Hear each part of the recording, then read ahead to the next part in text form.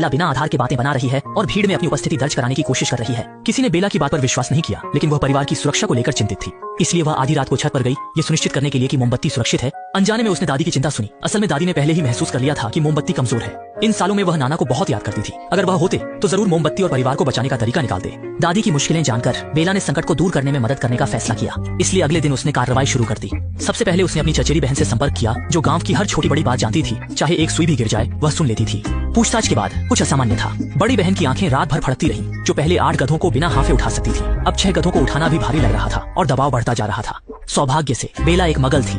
बड़ी बहन ने सोचा और फिर शांति से कहा, अगर जादू के गायब होने का रहस्य जानना है तो शायद लापता मामा को ढूंढना मददगार हो सकता है, क्योंकि उसके पास भविष्य देखने की शक्ति थी। इसलिए बेला बिना कुछ कहे सीधे मामा के कमरे में पहुंच गई। यह स्थान वर्षों से बंद है और परिवार के लिए वर्जित विषय है। सच्चाई का पता लगाओ, चमत्कार को बचाओ।